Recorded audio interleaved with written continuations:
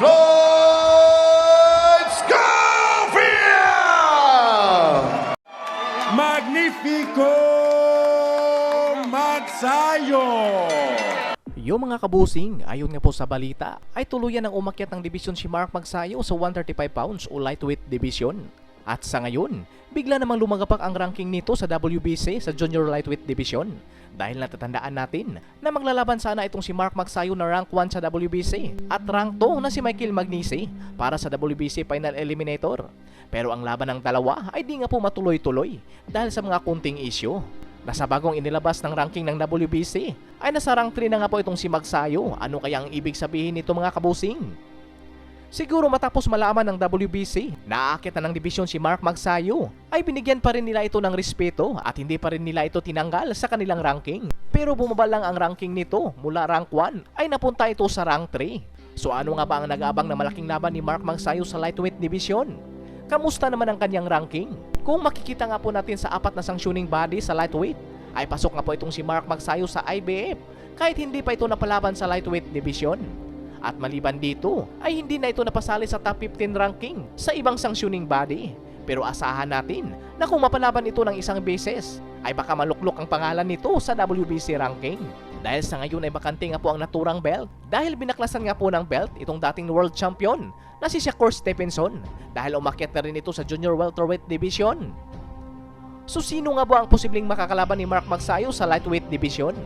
Kung makikita nga po natin ang ranking ng IBF ay nasa pang-apat na ranking itong si Magsayo at bakante naman ang rank 2 na ang kasalukuyang champion naman ay ito nga pong si Raymond Muratalia, isang undefeated at knockout puncher na alaga ni Robert Garcia, kung saan sa nakaraang January 24 ngayong taon ay nakalaban nga po nito ang rank 1 na si Andy Cruz, kung saan nanalo naman ito via majority decision. Kaya posibleng babagsak ang ranking nitong si Andy Cruz dahil hindi pa nga nag-update ng bagong ranking ang IBF mula December 2025. Kaya malaki ang pag-asa ni Mark Magsayo na makalaban ang rank 3 na si Floyd Scofield kung ipag-utos ito ng IBF na maglaban ang dalawa para sa rank 1 o isa na ba itong final eliminator.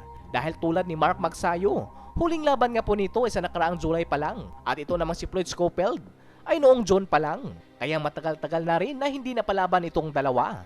At malaki talaga ang pag-asa na maglaban itong dalawa. Pero ang tanong, kakayanin na ba ni Mark Magsayo lumaban sa mas mabigat na timbang kontra sa kapwa top contender? Ano sa tingin nyo dito mga kabusing? Pero bago pa man napalaban si Magsayo ngayong taon, ay ating silipin kung kaano nga ba kadelikado si Magsayo dito kay Floyd Scofield. Bata pa nga ito sa edad na 23 years old at mayroong undefeated ring record na 19 wins and 13 knockout. Talagang laking lightweight. Taong 2020 pa lang, pinasok nito ang pro career. Mas matangkad rin ito ng kaunti ni Mark Magsayo. Rank 6 ito sa buong mundo sa lightweight division at sa Amerika naman ay rank 4. Kaya di basta-basta kung ito ang makalaban ni Mark Magsayo. Huling laban nga po nito ay tinalo nito ang dating IBF lightweight champion na si Tevin Farmer sa loob lamang ng round 1 via knockout. Oh my God.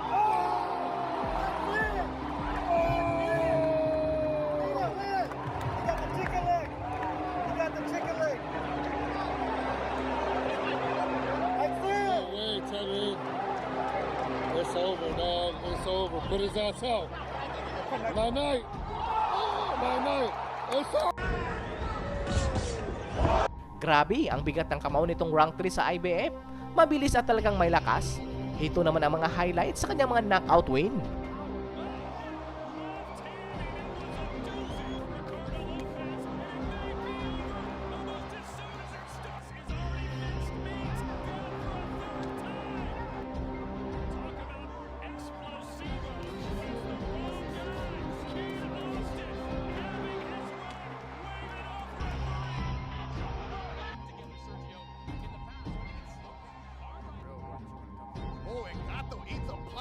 Gato eating more punches here in the opening round. Kids, Austin. The oohs and the ahs from the crowd inside Dickies Arena, and finally gets dropped. He was telling his pops that he wasn't ready. And no offense with the experience. You know, nice left hand there. And that was there. Just missed with that fine uppercut. He just missed with a minute here in round 9. Beautiful shot there from Scofield. And down that will not.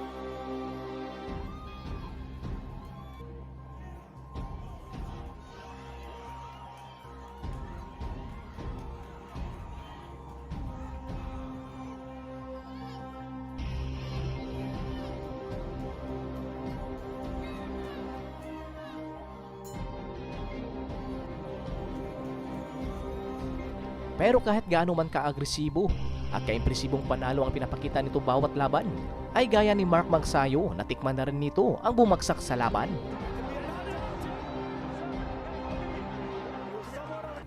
So yun po ang galawan sa posibleng makakalaban ni Mark Magsayo kung aakyat na ito sa lightweight division. Ito naman ang huling laban ni Mark Magsayo kontra dito kay Jorge Mata, kung saan masasabi rin natin na mabigat ang kanyang nakalaban. Grabe rin katibay ang Mexican na ito, dahil kung makikita nga po natin sa kanyang ring resume, ay lumalaban na pala ito sa lightweight ng ilang beses. Pero kita naman natin kung paano ito dinumina ni Mark Magsayo sa kanilang laban. Sadyang napakatibay lang talaga nitong Mexican.